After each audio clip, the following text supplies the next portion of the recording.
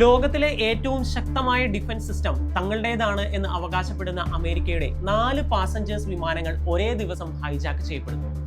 19 ഭീകരർ, 3000-ഓളം പേരുടെ മരണം. അമേരിക്ക മാത്രമല്ല, ലോകം തന്നെ ഞെട്ടിത്തരിച്ചുപോയ ഒരു ദിവസം. 10 വർഷത്തോളം സമയമെടുത്ത് കൃത്യമായി പ്ലാൻ ചെയ്ത് കൃത്യമായി നടപ്പാക്കിയ ലോക ചരിത്രത്തിൽ 9/11 അറ്റാക്ക് എന്ന് രേഖപ്പെടുത്തപ്പെട്ടിരിക്കുന്ന ഭീകരാക്രമണത്തിന്റെ പ്ലാനിങ്ങിന്റെയും എക്സിക്യൂഷന്റെയും ത്രസിപ്പിക്കുന്ന ഉദ്യോഗജനകമായ കഥയാണ് ഇന്ന് 7 മിനിറ്റ് സ്റ്റോറിയിൽ അവതരിപ്പിക്കുന്നത്.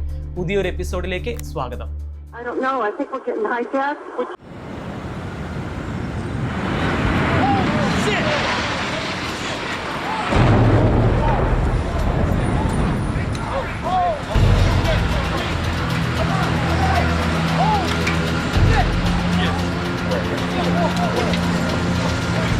ആയിരത്തി 1996 അഫ്ഗാനിസ്ഥാൻ മലനിരകൾക്കിടയിൽ ഒളിച്ചു താമസിച്ചുകൊണ്ട് മതഭ്രാന്ത് തലയ്ക്ക് പിടിച്ച സാമാന്യേന സമ്പന്നനായ സൗദി പൗരനായ ഒരു ഭീകരൻ അമേരിക്കയോട് യുദ്ധം പ്രഖ്യാപിക്കുന്നു. ഭീകരന്റെ പേര് ഒസാമ ബിൻ ലാദൻ. ഇതിനായി അയാളുടെ കയ്യിലിരിക്കുന്ന ആയുധം ഒരു റാഡിക്കൽ ഇസ്ലാമിസ്റ്റ് ടെറർ നെറ്റ്വർക്ക് ആയിട്ടുള്ള അൽ ഖ്വയ്ദ എന്ന ഭീകര സംഘടന. അന്ന് CNN പോലുള്ള ന്യൂസ് ചാനലുകൾ ബിൻ ലാദന്റെ ഇന്റർവ്യൂ എടുക്കുകയും ഈ യുദ്ധപ്രഖ്യാപനത്തിന് ആ രീതിയിൽ ഒരു വാർത്താ പ്രാധാന്യമൊക്കെ ലഭിക്കുകയും ചെയ്തിരുന്നു എങ്കിലും അമേരിക്ക ഉൾപ്പെടെയുള്ള ലോകശക്തികൾ ഒന്നും തന്നെ ബിൻ ലാദനും അൽ ഖ്വയ്ദ എന്ന ഭീകരവാദ കൂട്ടവും നടത്താൻ പോകുന്ന ആക്രമണത്തിന്റെ ഗ്രാവിറ്റി എത്രമാത്രം ഉണ്ട് എന്ന് തിരിച്ചറിഞ്ഞിരുന്നില്ല. 1990-കളിൽ തന്നെ താൻ ഉദ്ദേശിക്കുന്ന തരത്തിൽ ഒരു ഭീകരാക്രമണം പ്ലാൻ ചെയ്യാനും അത് നടപ്പാക്കാനും കഴിവുള്ള ഒരാളെ ബിൻ ലാദൻ കണ്ടെത്തിയിട്ടുണ്ടായിരുന്നു. ഖാലിദ് ഷെയ്ഖ് മുഹമ്മദ്. ഒരു സാധാരണ മനുഷ്യന് ചിന്തിക്കാൻ പോലും പറ്റാത്ത തികച്ചും ഹീനവും മൃഗീയവുമായ കാര്യങ്ങൾ ചിന്തിക്കുക മാത്രമല്ല, അത് പ്ലാൻ ചെയ്യാനും നടപ്പാക്കാനും കഴിവുള്ള ഒരു ബോൺ ക്രിമിനൽ. ബോംബുകളോ മിസൈലുകളോ ഒന്നും ഉപയോഗിക്കാതെ ലോകം കണ്ടതിൽ വെച്ച് ഏറ്റവും വലിയ ഒരു ആക്രമണം അമേരിക്കൻ മണ്ണിൽ നടത്താനുള്ള ഒരു പദ്ധതി ഖാലിദ് ഷെയ്ഖ് മുഹമ്മദ് തയ്യാറാക്കുന്നു. ഒരേ സമയം 4 യാത്രാ വിമാനങ്ങൾ ഹൈജാക്ക് ചെയ്യുക, എന്നിട്ട് അവ വിമാനം പറത്തുന്നതിൽ പരിശീലനം ലഭിച്ച ചാവേറുകളെ ഉപയോഗിച്ച് അമ്പരച്ചുംബികളായ കെട്ടിടങ്ങളിൽ ഇടിച്ചു കയറ്റുക. 19 ചാവേറുകളെയാണ് ഈ പദ്ധതി നടപ്പാക്കുന്നതിനായി അവർ തെരഞ്ഞെടുത്തത്. അതിൽ 15 പേരും സൗദി പൗരന്മാർ, 2 പേർ UAE പൗരന്മാർ, ഒരാൾ ഈജിപ്തിൽ നിന്ന്, മറ്റൊരാൾ ലെബനോനിൽ നിന്ന്. മുഹമ്മദ് അട്ട എന്ന സൗദി പൗരനാണ് ടീം ലീഡർ. ഇവർ 4 ഗ്രൂപ്പുകളായി തിരിയുന്നു. 5 പേരടങ്ങുന്ന 3 ഗ്രൂപ്പും 4 പേരടങ്ങുന്ന ഒരു ഗ്രൂപ്പും. വിമാനം പറത്താൻ പരിശീലനം ലഭിച്ച 4 പേർ, അവരെ പൈലറ്റ് ഹൈജാക്കേഴ്സ് എന്ന് വിളിക്കാം. അവരാണ് ഓരോ ഗ്രൂപ്പിനും നേതൃത്വം നൽകിയിരുന്നതും വിമാനം പറത്തിയിരുന്നതും. മറ്റുള്ള ഹൈജാക്കേഴ്സ് പൈലറ്റ്സിനെയും മറ്റുള്ള ക്രൂ മെമ്പേഴ്സിനെയും യാത്രക്കാരെയും ഭീഷണിപ്പെടുത്തുന്നതിനും കീഴ്പ്പെടുത്തുന്നതിനുമായി നിയോഗിക്കപ്പെട്ടിരുന്നു. അഫ്ഗാനിസ്ഥാൻ, പാകിസ്ഥാൻ, മലേഷ്യ എന്നിവിടങ്ങളിൽ വെച്ചിട്ടായിരുന്നു ഇവർക്ക് വേണ്ട പരിശീലനങ്ങൾ നൽകിയിരുന്നത്. വിമാനം പറത്തുന്നതിനുള്ള പരിശീലനം അമേരിക്കയിലെ ഫ്ലോറിഡയിലും വെച്ച് നൽകപ്പെട്ടു. ഓരോ ഗ്രൂപ്പും ഓരോ വിമാനങ്ങൾ, അങ്ങനെ 4 വിമാനങ്ങൾ തട്ടിയെടുക്കാനാണ് തീവ്രവാദികൾ പദ്ധതിയിട്ടത്.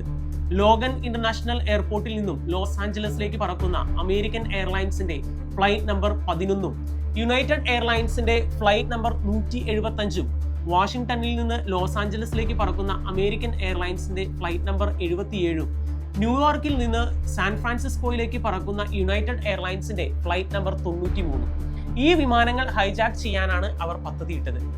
2000 ജനുവരിയിലാണ് ആദ്യത്തെ 2 തീവ്രവാദികൾ അമേരിക്കയിൽ എത്തുന്നത്. കാലിഫോർണിയയിലെ സാൻഡിഗോയിൽ എത്തിയ അവർ അവിടെ താമസം തുടങ്ങുന്നു. പിന്നീട് പല സമയങ്ങളിലായി ബാക്കിയുള്ളവരും എത്തിച്ചേരുകയും പൈലറ്റ് ഹൈജാക്കേഴ്സ് ആയിട്ടുള്ളവർ തങ്ങൾക്ക് വേണ്ട പൈലറ്റിംഗ് പരിശീലനം ആരംഭിക്കുകയും ചെയ്യുന്നു. അങ്ങനെ ലോകം ഞെട്ടിത്തരിച്ച ആ ദിവസം വന്നെത്തി. 2001 സെപ്റ്റംബർ 11 രാവിലെ ഏകദേശം 8:46 വരേക്കും ഒരു സാധാരണ ദിനം മാത്രമായിരുന്നു അത് അമേരിക്കക്കാർക്ക്. തുടർന്ന് 7:59 ടേക്ക് ഓഫ് ചെയ്ത അമേരിക്കൻ എയർലൈൻസിന്റെ ഫ്ലൈറ്റ് നമ്പർ 11ൽ നിന്നും ടേക്ക് ഓഫിന് ശേഷം അല്പസമയം കഴിഞ്ഞപ്പോൾ ATCയുമായിട്ടുള്ള കമ്മ്യൂണിക്കേഷൻ കൃത്യമായി നടക്കുന്നില്ല. എയർ ട്രാഫിക് കൺട്രോളർ ചോദിക്കുന്ന ഒന്നിനോടും പൈലറ്റുമാർ പ്രതികരിക്കുന്നില്ല. അല്പസമയം കഴിഞ്ഞപ്പോൾ ഈ വിമാനം വളരെയധികം താഴ്ന്നു പറക്കുന്നതായും അത് വേൾഡ് ട്രേഡ് സെന്ററിന്റെ നോർത്ത് ടവറിന് നേരെ പാഞ്ഞു വരുന്നതായും കാണപ്പെടുന്നു. കൃത്യം 8:46 ആ വിമാനം നോർത്ത് ടവറിൽ ഇടിച്ചു കയറുന്നു. വലിയ ഒരു കാറ്റസ്ട്രോഫിക് ഫ്ലൈറ്റ് ആക്സിഡന്റ് നടന്നിരിക്കുന്നു എന്ന് മാത്രമാണ് അമേരിക്കൻ സർക്കാരും അമേരിക്കൻ ജനതയും ആദ്യം കരുതിയിരുന്നത്. എന്നാൽ അതൊരു ആക്സിഡന്റ് അല്ല എന്ന് തിരിച്ചറിയാൻ വെറും 17 മിനിറ്റുകൾ മാത്രമേ വേണ്ടി വന്നുള്ളൂ. കൃത്യം 9:03 മറ്റൊരു വിമാനം യുണൈറ്റഡ് എയർലൈൻസിന്റെ ഫ്ലൈറ്റ് നമ്പർ 175 വേൾഡ് ട്രേഡ് സെന്ററിന്റെ സൗത്ത് ടവറിലും ഇടിച്ചു കയറുന്നു. അമേരിക്കയ്ക്ക് നേരെ ഒരു വലിയ ആക്രമണം നടന്നിരിക്കുന്നു. അത് അവസാനിച്ചിരിക്കുന്നു എന്ന് കരുതിയിരിക്കുമ്പോഴാണ് സമാന രീതിയിൽ മറ്റൊരു ആക്രമണവും കൂടി സംഭവിക്കുന്നത്. ലോകത്തിലെ ഏറ്റവും ശക്തമായ മിലിറ്ററി എന്ന് വിശ്വസിക്കപ്പെടുന്ന അമേരിക്കൻ മിലിറ്ററിയുടെ ആസ്ഥാന മന്ദിരമായ പെന്റഗൺ ആണ് ഈ പ്രാവശ്യം ടാർഗറ്റ് ചെയ്യപ്പെട്ടിരിക്കുന്നത്. 9:37 അമേരിക്കൻ എയർലൈൻസിന്റെ ഫ്ലൈറ്റ് നമ്പർ 77 പെന്റഗണിലേക്ക് ഇടിച്ചു കയറി. ഇതോടുകൂടി അമേരിക്കയുടെ ആകാശം ഭീതിയുടെ കാർമേഘങ്ങൾ കൊണ്ട് നിറഞ്ഞു. പല എയർപോർട്ടുകളിൽ നിന്നായി നൂറുകണക്കിന് വിമാനങ്ങൾ ഇതിനോടകം തന്നെ ടേക്ക് ഓഫ് ചെയ്ത് കഴിഞ്ഞിട്ടുണ്ടായിരുന്നു.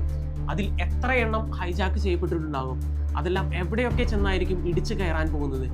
ഭയപ്പെട്ടതുപോലെ തന്നെ എല്ലാവരും ആ സത്യം തിരിച്ചറിയുന്നു. മറ്റൊരു വിമാനം കൂടി ഹൈജാക്ക് ചെയ്യപ്പെട്ടിരിക്കുന്നു. ആ വിമാനം അമേരിക്കയുടെ തലസ്ഥാനമായ വാഷിംഗ്ടണിന് നേരെയാണ് പറന്നുകൊണ്ടിരിക്കുന്നത്.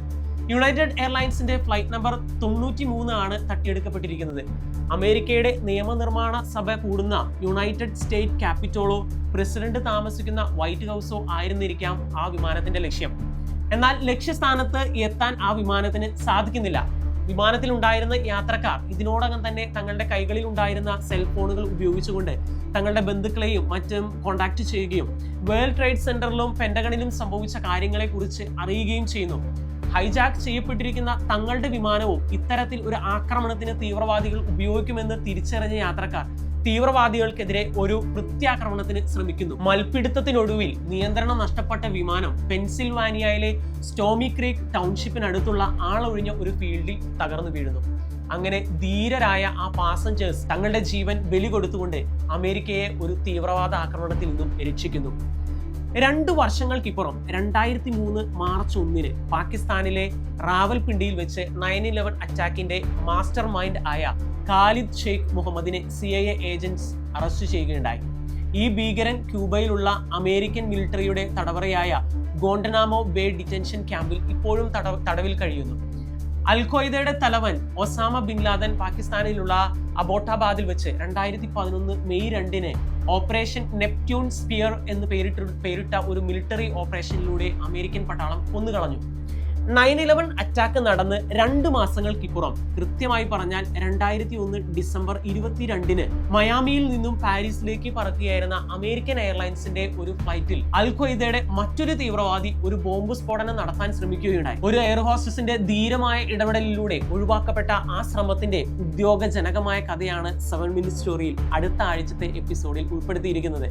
Stay tune and thanks for watching.